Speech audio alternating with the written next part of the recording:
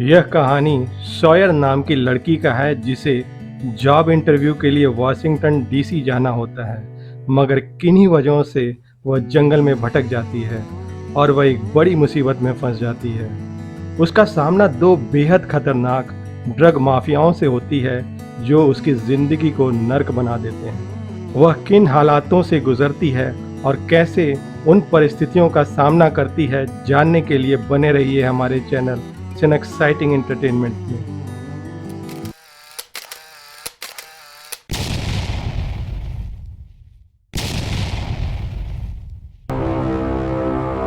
Movie की शुरुआत में हम देखते हैं कि सॉयर रनिंग कर रही है और तभी उसके पास एक फ़ोन कॉल आता है। उस फ़ोन कॉल में उसे बताया जाता है कि वह एक जॉब इंटरव्यू के लिए शॉर्ट लिस्टेड हो गई है और इंटरव्यू देने के लिए उसे वाशिंगटन डीसी आना होगा। यह खबर मिलते ही वह काफ़ी खुश हो जाती है। थैंक्स गिविंग भी काफ़ी नज़दीक था। उसे लगता है कि अगर वह अपने जॉब के इंटरव्यू पर जाने के बारे में अपने फैमिली को बताएगी तो वो उसे थैंक्स गिविंग पर रुकने को बोलेंगे। अतः वह डिसाइड करती है कि वह बिना किसी को बताए पहले जॉब हासिल करेगी। वह इंटरव्यू की तैयारी करती है और फटाफट अपना सामान पैक करके मोबाइल में नेविगेशन लगाती है और अपने गाड़ी में बैठकर एक अनजान और बेहद लंबे सफ़र वाशिंगटन डीसी की ओर निकल पड़ती है। उसे कार में लगे रेडियो न्यूज़ से पता चलता है कि जिस रूट से वह वाशिंगटन डीसी जाने की सोच रही थी वहाँ थैंक्स गिविंग के वजह से काफ़ी जैम लगा है, अतः उसे अपना रूट डाइवर्ट करना पड़ता है।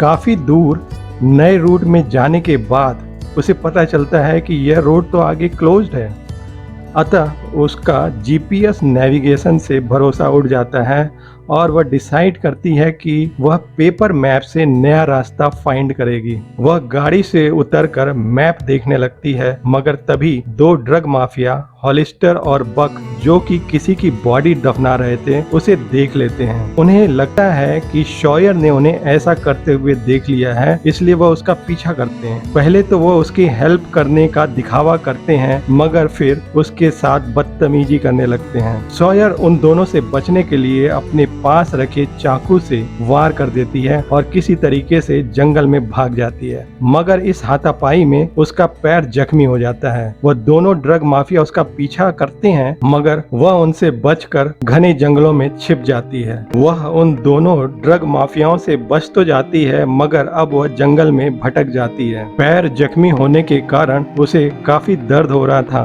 किसी तरीके से वह अपने पैरों को घसीट कर चलते हुए वह एक नदी के किनारे पहुंच जाती है, जहां पर वह पानी पीती है और रात हो जाने पर उन्हीं जंगलों में सो जाती है। दूसरी तरफ हम देखते हैं कि एक महिला पुलिस स्टेशन में फोन करके बताती है कि एक गाड़ी काफी समय से बीच रास्ते में खड़ी है और उस गाड़ी में कोई भी नहीं है। पुलिस ऑफिसर, जिसका नाम ओडॉयल होता है, वह तहकीकात करने के लिए गाड़ी के पास पहुंचता है तो वहां उसे कोई दिखाई नहीं देता, मगर जमीन पर उसे कुछ खून के धब्बे दिखाई पड़ते हैं। वह आसपास के घरों में पूछताछ करने लगता है और फाइनली उन दो ड्रग माफियाओं के घर पहुंच जाता है। वह पुलिस ऑफिसर हॉलिस्टर से उस गाड़ी के बारे में पूछताछ करता है, मगर हॉलिस्टर झूठ बोलता है कि उसे कार के बारे में कुछ नहीं पता। तभी दूसरा साथी बक आ जाता है और पुलिस ऑफिसर उसके टी शर्ट पर लगे खून के धब्बे को देख लेता है। पुलिस वाले को उन दोनों पर शक तो होता है, मगर सबूतों के अभाव में उन्हें कुछ नहीं बोलता है और वापस चला जाता है। दूसरी तरफ हम सॉयर को भूख और चोट से बेहाल देखते हैं। वह किसी तरीके से अपने पैरों को घसीटकर आगे बढ़ रही होती है कि तभी उसे कुछ आवाज सुनाई देती है। वह देखती है कि एक कार ऊपर से नीचे की ओर गिरती है, जो कि उसी की होती है, जिसे उन दो ड्रग माफियाओं ने जानबूझकर गिराया था ताकि वह पुलिस के बार बार पूछताछ करने से बच सके। सॉयर गाड़ी में से अपना मोबाइल निकालती है, जिसमें कुछ क्रैक्स आ गए होते हैं और उसकी बैटरी भी डिस्चार्ज होने वाली होती है। वह काफी कोशिश करती है फोन करने के लिए, मगर नेटवर्क न होने की वजह से किसी को भी फोन नहीं कर पाती है। भूख, डिहाइड्रेशन और खून के रिसने की वजह से सॉयर बेहोश बेहोश हो जाती है और जब उसे होश आता है तो वह अपने को एक घर के बेड पर पाती है। वह घर लॉयल का होता है जो कि ड्रग्स बनाता है। लॉयल उसे घने जंगलों से उठाकर लाया होता है और उसकी पट्टी करता है। जब सॉयर लॉयल को देखती है तो घबरा जाती है और चीखने लगती है, मगर लॉयल उसे ऐसा करने से मना करता है और तभी एक बार फिर से सॉयर बेहोश हो जाती है। जब उसे होश आता है तो वह देखती है कि उसके हाथ रस्सियों से बंधे हुए हैं। लॉयल उसे ब्रेड खाने को देता है और उसके बारे में पूछताछ करता है। सॉयर उसे अपने बारे में सब कुछ सच सच बता देती है। कुछ देर बाद सॉयर को किसी गाड़ी के आने की आवाज सुनाई देती है तो वो हेल्प के लिए जोर जोर से चिल्लाने लगती है, मगर लॉयल उसे ऐसा करने से मना कर देता है। लॉयल बाहर आकर देखता है कि वही दो ड्रग माफिया बाहर खड़े हुए हैं। असल में वह दोनों ड्रग माफिया लॉयल के कजन होते हैं। वह दोनों लॉयल से उस लड़की के बारे में पूछताछ करते हैं कि क्या उसने किसी लड़की को देखा है, मगर लॉयल साफ मना कर देता है। उन दोनों को लॉयल की बातों से शक हो जाता है और वो अंदर जाकर तलाशी लेने लगते हैं, मगर तब तक सॉयर किसी तरीके से रस्सी काट कर बाहर एक खराब पड़े ट्रक में जाकर छिप जाती है। उन दोनों ड्रग माफियाओं के जाने के बाद लॉयल सॉयर के पास जाता है और उसे खींचता हुआ घर में वापस ले आता है और उसे बोलता है कि वह उसे बंधक बनाना नहीं चाहता बल्कि उसकी हेल्प करना चाहता है। वह ट्रक के नए खेप का इंतजार कर रहा है ताकि वह उन दो ड्रग माफियाओं से ट्रक मांग सके और उसे सेफली उसके घर छोड़ सके। यह सुनकर सॉयर को थोड़ी तसल्ली होती है और वह लॉयल के साथ थोड़ी फ्रेंडली हो जाती है। दूसरी तरफ हम देखते हैं कि एक सीनियर पुलिस ऑफिसर ओडोइल से उस गाड़ी और लड़की के बारे में पूछता है और उसे जल्दी से उनके बारे में पता लगाने का ऑर्डर देता है। वहाँ पर एक जूनियर डेप्यूटी ऑफिसर भी होता है जो इस केस के बारे में काफी दिलचस्पी लेता हुआ दिखता है। ओडोइल अपने डेप्यूटी ऑफिसर जिसका नाम कैट है उसे उस गाड़ी के बारे में रिपोर्ट बनाने से मना करता है और उससे गाड़ी के मालिक का पता करने की हिदायत देता है। दरअसल ओडोइल भी उन ड्रग माफियाओं से मिला होता है। वह उनके पास जाता है और बोलता है कि उन लोगों ने लड़की को भगाकर अच्छा नहीं किया है और अब तो स्टेट पुलिस भी इस केस की तहकीकात करने लगी है। दूसरी तरफ हम देखते हैं कि डेप्यूटी ऑफिसर किसी वजह से पुलिस स्टेशन में वापस आता है और ओडोइल को फोन पर ड्रग माफियाओं से बात करते हुए सुन लेता है। उसे यकीन हो जाता है कि ओडोइल भी उन दो ड्रग माफियाओं से मिला हुआ है। वह डेप्यूटी ऑफिसर ओडोइल पर बंदूक तान लेता है, मगर तब तक ओडोइल उस पर गोली चला देता है और उसकी लाश को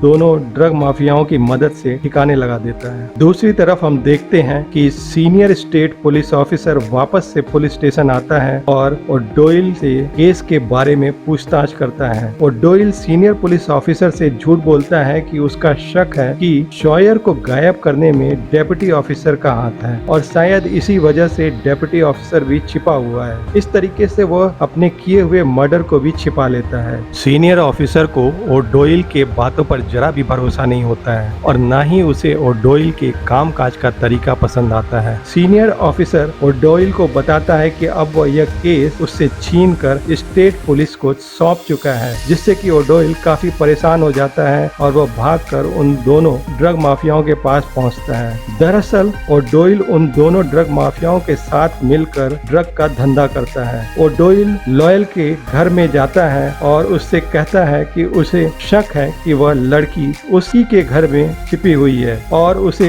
उसके घर की तलाशी लेनी पड़ेगी, मगर लॉयल साफ मना कर देता है क्योंकि ओडोइल के पास कोई सर्च वारंट नहीं होता है और ओडोइल वहां से चुपचाप चला जाता है। मगर वह उन दोनों ड्रग माफियाओं से सब कुछ बता देता है, जिसकी वजह से वह दोनों ड्रग माफिया लॉयल के घर में वापस आ जाते हैं और सॉयर को देख लेते हैं। वह दोनों लॉयल के सर पर बंदूक तान देते हैं, मगर लॉयल उन्हें बताता है कि वह इस लड़की को बंदी बना के रखा है और उसे अपने घर के सारे काम करवाता है और यह कहकर वह सॉयर से कॉफी बनाने को कहता है। सॉयर चुपचाप किचन में जाकर माइक्रोवेव में कॉफी रखकर लॉयल के पास वापस आ जाती है और थोड़ी ही देर में माइक्रोवेव से कॉफी बनने की बीप बजने लगती है। बीप सुनकर बक माइक्रोवेव के पास जाता है और जैसे ही माइक्रोवेव को खोलता है उसमें से एक बहुत बड़ा धमाका होता है, जिससे कि कि बक की वहीं मृत्यु हो जाती है और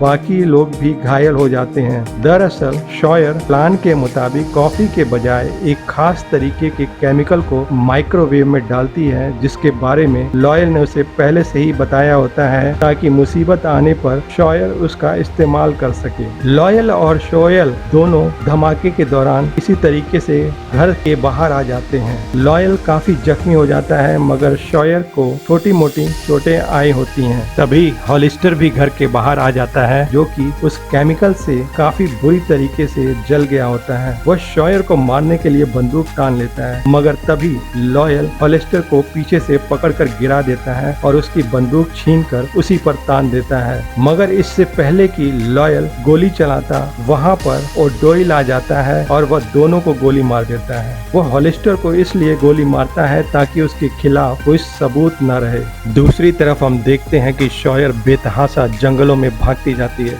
वह काफी डरी हुई दिखती है।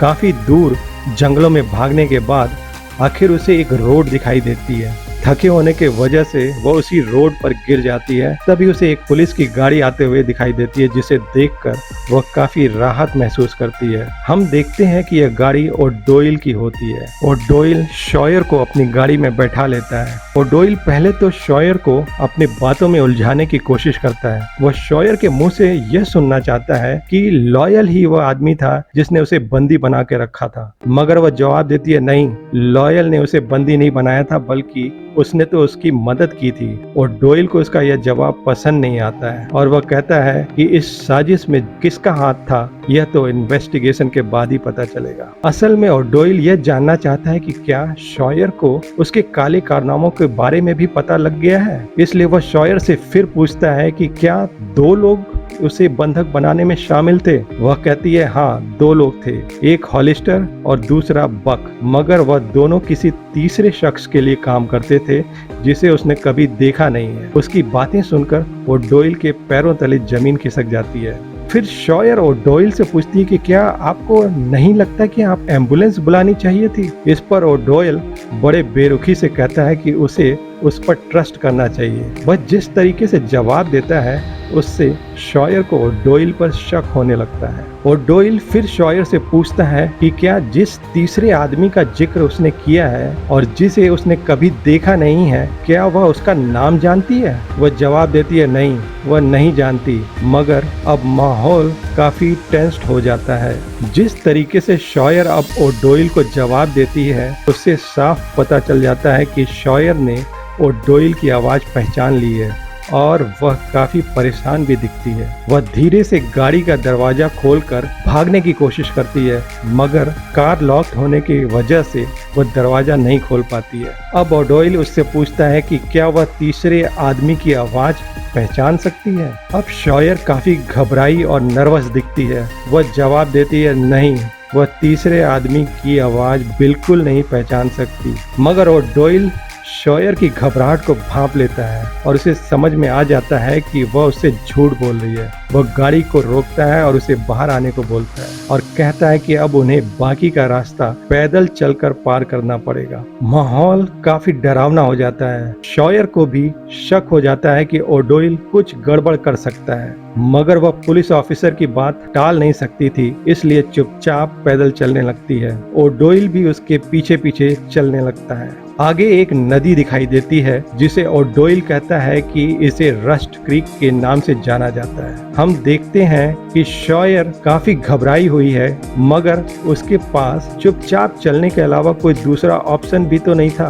अब ओडोइल शॉयर को नदी में चलने को बोलता है तो शॉयर उससे बोलती है कि उसे ऐसा नहीं करना चाहिए, मगर ओडोइल उसे फोर्सफुली आगे चलने को बोलता है। शॉयर चुपचाप आगे बढ़ती है, मगर अब माहौल काफी टेंशन भरा हो जाता है। शॉयर जैसे ही नदी में घुसती है वो भागने की कोशिश करती है, मगर तभी ओडोइल उसे पीछे से पकड़कर पानी के अंदर गिरा देता है और उसे डुबोकर मारने की कोशिश करने लगता है। शॉयर भी अपना पूरा जोर लगा देती है अपने को बचाने के लिए, मगर वह ओडोइल की ताकत के सामने कुछ ज्यादा नहीं कर पा रही थी। तभी ओडोइल एक बार फिर से उसे पकड़कर पानी के अंदर घुसा देता है। पानी में उसका दम घुटने लगता है। तभी उसे अपना फोर्क दिखाई देता है जो सी के जेब से पानी में गिर गया होता है। वह उसे पकड़ती है और उसे पूरी जोर लगाकर ओडोइल के पैर में और फिर उसके चेहरे पर वार कर देती है। ओडोइल घायल हो जाता है और अपना पिस्तौल निकालने की जैसे ही कोशिश करता है, सॉयर चीते की फुर्ती के साथ एक बार फिर से